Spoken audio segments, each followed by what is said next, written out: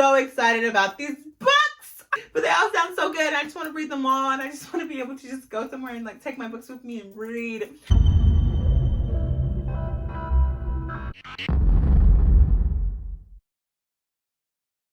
Hey beautiful ones, it's your girl Jodine, the Hustling Homebody, and welcome back. If it's your first time here on my channel, you can find lifestyle videos, travel videos, productivity videos, and planning videos. And it's my goal to inspire people to pursue their goals and their passions by equipping them with productivity tools, while also encouraging people to create spaces that feel like home and enable them to rest. It's all about that balance between hustling for our vision and goals, while also creating spaces that rest, that help us to rest. Hustle, rest, hustle, rest, hustle, rest. No, the mix. Okay, so today's video is actually a little bit different and goes into the lifestyle bucket a little bit. If you are following me on my personal Instagram, jodine.francis, then you will often see that I am a lover of books. And I guess if you saw the title already, you have an idea of what this video will be about. But the point is that I recently wanted to do a book haul. I was going to do a massive book haul, but then your girl checked her accounts and I was like, massive book haul. What was in the shopping carts and what was in my bank account for spending, they didn't match. So I was like, we're gonna have to dial this back a little bit, sis.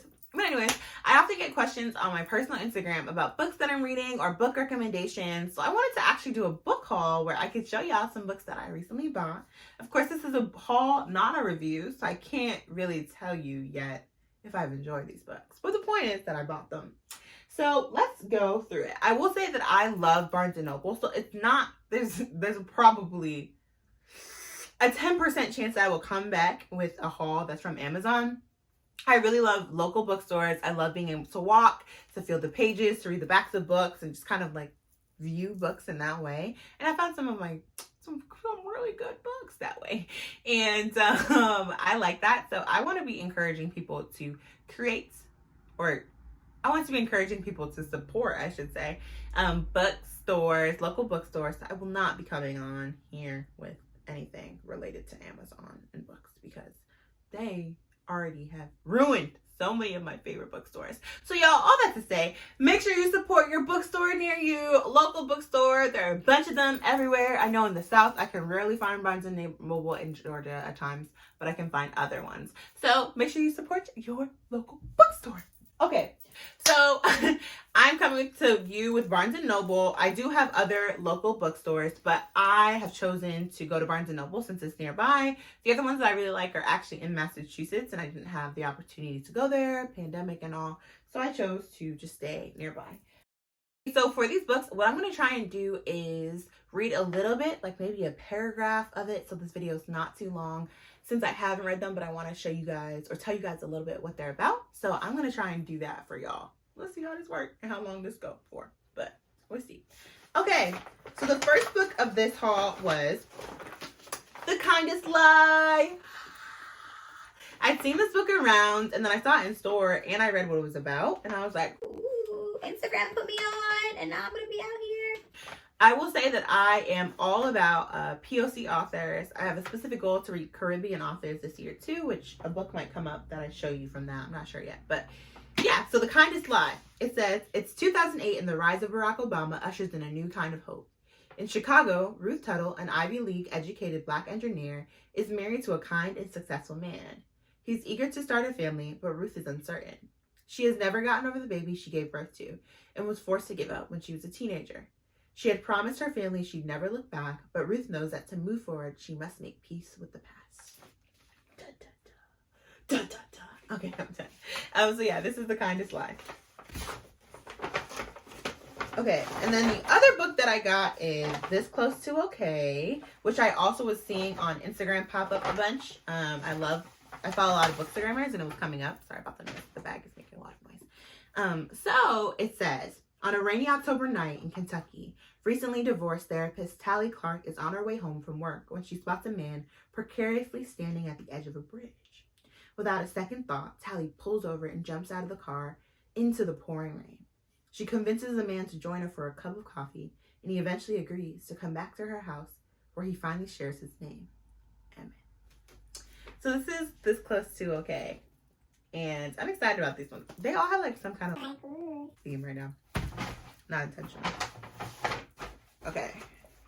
And then the last one from this haul.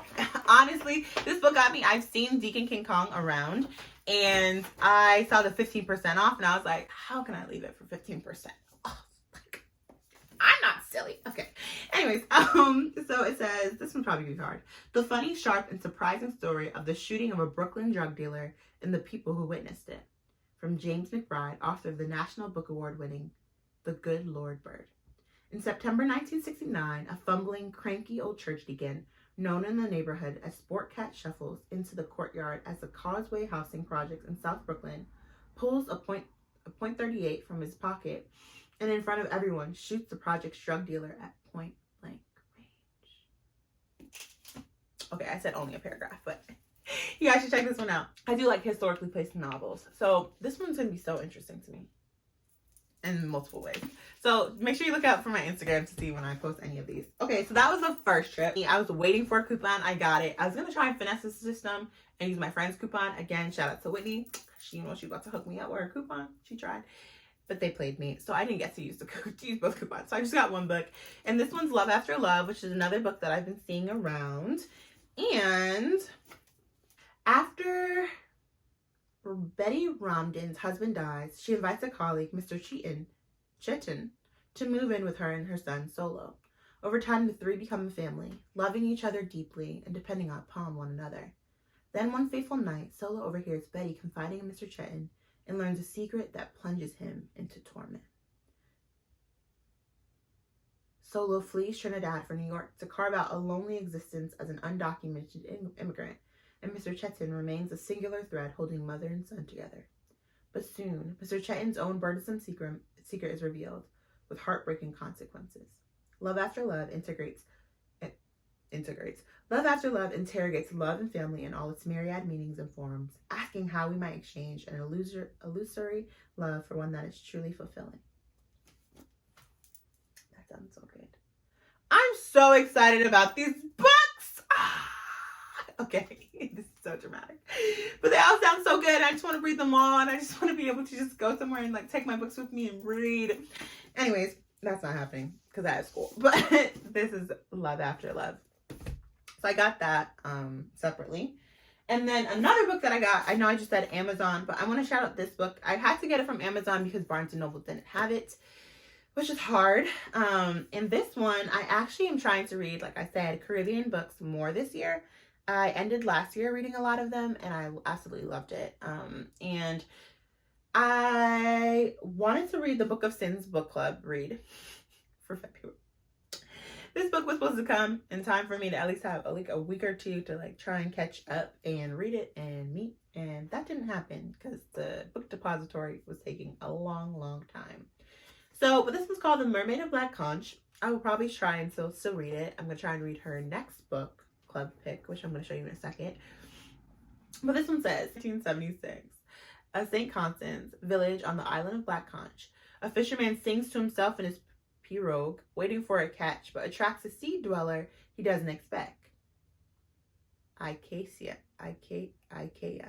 A beautiful young woman cursed by jealous wives to live as a mermaid has been swimming this Caribbean sea for centuries, and she's entranced by this man David and his song. But her fascination is her undoing. She hears his boat's engine and follows it, and finds herself at the mercy of an American tourist landed on the island for the annual fishing competition. After a fearsome battle, she is pulled out of the sea and strung up on the dock as a trophy. It is David who rescues her and gently wins her trust, as slowly, painfully, she starts to transform into a woman again. But transformations are not always permanent, and jealousy, like love, can have the force of a hurricane and last much longer. Not your standard mermaid, no comb and glass, no Lorelei hair, no catch and release. At Margaret Atwood. Yeah. I really was excited to read this one. Man. So that's The Mermaid of Black Conch. Okay, the next one was my most recent trip. I went for my birthday, or I went on my birthday, and I got some stuff, and I'm gonna throw in some random stuff in here because they're cute.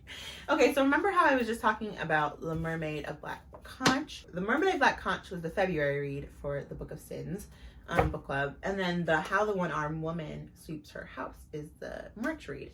So I'm going to try and read this one and then maybe go back and read the other one. So it says, in Baxter's Beach, Barbados, I wonder if it's Lala or Layla, grandmother Wilma tells the story of the one-armed sister. It's a cautionary tale about what happens to girls who disobey their mothers and go into the Baxter's tunnels. When she's grown, Lala lives on the beach with her husband, Adan, a petty criminal with endless charisma whose thwarted burglary of one of the beach mansions sets off a chain of events with terrible consequences. A gunshot no one was meant to witness, a new mother whose baby is found lifeless on the beach, a woman torn between two worlds and incapacitated by grief, and two men driven into the tunnels by desperation and greed who attempt a crime that will risk their freedom and their lives. How the One-Armed Sister Sweeps Her House is an intimate and visceral portrayal of interconnected lives across race and class in a rapidly changing resort town, told by an astonishing new author of literary fiction. So that's that one. I'm excited. Okay, and then I got this one. I've been seeing this on my Instagram pop up lately because someone that I follow, Reverend Dr. Shaniqua Walker Barnes, she is in this book. So she posted it and then I've seen it come up a couple more times. And it's called A Rhythm of Prayer, a collection of meditations for renewal. Y'all, I read one of these in the store and I was like, oh, what? It was so good.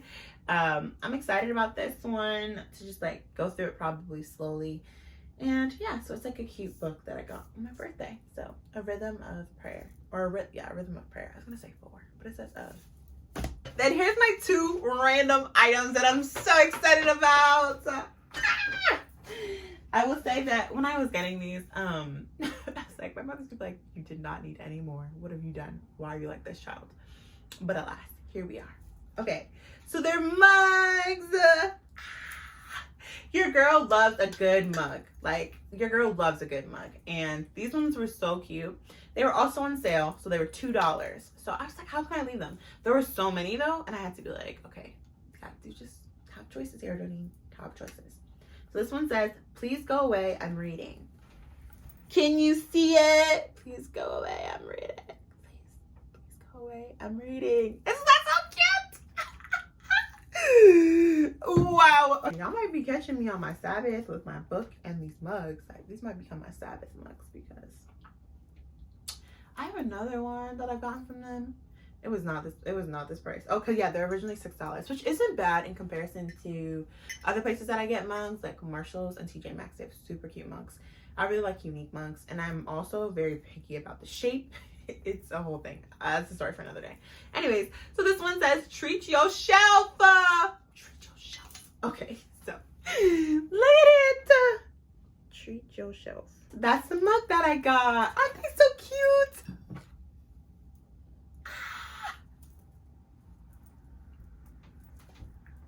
Okay, I'm being ridiculous now. All right, so thank y'all so much for watching this video. Let me know if you're interested in any more of my book hauls or book reviews. This is not really a book tube, but I'd be glad to throw in some more. I really like reading, and I'm trying to up my game too on Goodreads potentially, so I can actually have places to send people where my reviews are of these books. So maybe I'll do that. Thank y'all for watching this video. Make sure you like this video and press that subscribe button. Join us. And until next time, y'all, see ya.